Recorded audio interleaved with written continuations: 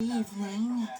Just had a meeting with the occupational therapist, and it looks like I'm going to wait until which led police to their whereabouts.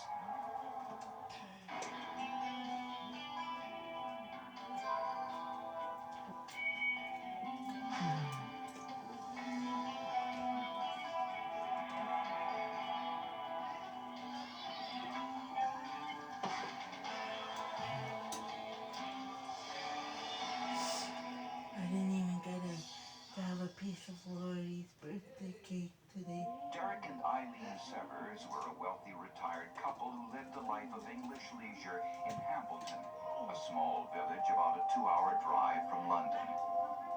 Or London, The village sits on a narrow peninsula that juts out into Rutland Water, one of Europe's largest man-made lakes. The woods and the lake make it a popular vacation destination, and the Severs have been living here for the past 20 years in a home known locally as the Bungalow. Derek Severs had been retired for the past few years and was well known and well liked among neighbors of the small village. Doug Clemens lived next door to the Severs. I've never met a better man than Derek Severs. He liked a bit of horse racing and he loved a pint of beer. Derek's wife Eileen was equally well known, not only as a volunteer for many local charities, but also as a kind and generous friend and neighbor. Mrs. Severs was one of those people who spent all her time visiting people, doing things for charity. She was always seeing everybody liked her. Saturday afternoon, November 13, 1993, was the last time friends saw Derek Severs. He was having lunch and a few pints of ale here at the Bridges Arms pub. Oh, shoot, I guess I did have one. Friends said Derek left the pub around 3:30 that afternoon, got into his car, My and mistake, was my headed straight bad. home. Eileen Severs was last seen on that same afternoon. She left this church after attending a charity bazaar she helped organize. Eileen told friends she too was headed home. 5 days later, after the Severs both missed some previously scheduled appointments, friends called the police. This is the sort of place where if you're missing for a couple of Here's hours, my you want to know here why. is my Christmas gift. Police immediately This is a drove good out enough to the Christmas Severs' home. present. What's today? The missing couple's 37-year-old son, And it's only February 9th today, holy freaking Police Christ. took a quick look around the house. Okay, so today is Monday. Today was my day There's off. no sign of anything wrong inside the house. No, nothing at all. But friends Okay, I weren't convinced that got everything was all right. The Severs had never gone away without a first Tim Hortons canceling their card scheduled and appointments. It was not in their nature to a go Tim away without Hortons making card arrangements and at all, telling people who were going away. They Google weren't the sort of card. couple who disappeared. They did not They would have. say, look, we're popping out, look after our house. They did That's not what the have. publicity was. Derek, at times he did go away. He used to leave me in charge. Look after Because the they did garden. not have And neighbors said it was unusual for Derek and Eileen Severs to 19 ask card their and son Roger to $15, house sit. like Roger 60 was or a something disappointment like to that. his parents. He was unemployed and had the reputation of being a con man, once telling a girlfriend that he was a gynecologist.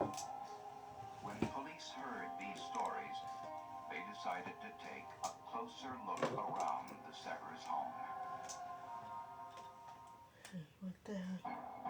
6 days after friends last saw Derek and Eileen Severs, police decided to make a second visit to the Severs home, this time in daylight.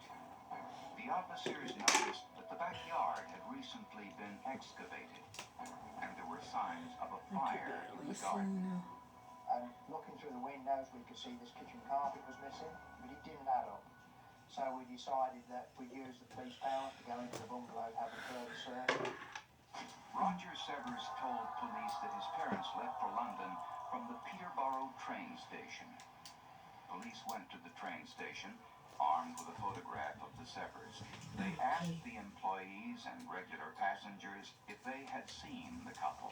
Mr. Severs was this very big man who walked very badly with the aid of a stick, and we thought that if anybody had seen them, they would remember them.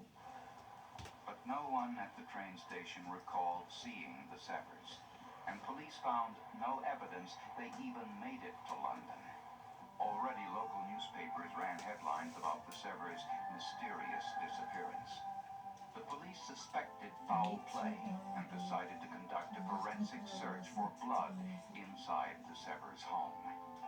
Detectives noticed some suspicious dark stains on the side of the bathtub and performed a Castle-Meyer test. A damp cotton swab is used to wipe the stain, and then some phenolphthalein and hydrogen peroxide are added. The sample of the stain found on the bathtub turned a bright pink, a positive presumptive test for the presence of blood. The fact we found blood didn't necessarily prove conclusively that it come from a violent action. They could have, one of them could have cut themselves in the bathroom. Anything could happen. Police also noticed a blood smear on the back seat of Derek Severs' automobile, and the Castle-Meyer test confirmed that stains on the garage door were indeed blood spatter. Police noticed I have to something wait else that for was a suspicious. couple of months They because they found have to a large do the number of measuring green and fibers in the make sure hallway it's safe inside the enough for house, in the me trunk of to Mr. Severs' go automobile, and on a on pair the of bus. trousers believed to be Roger's.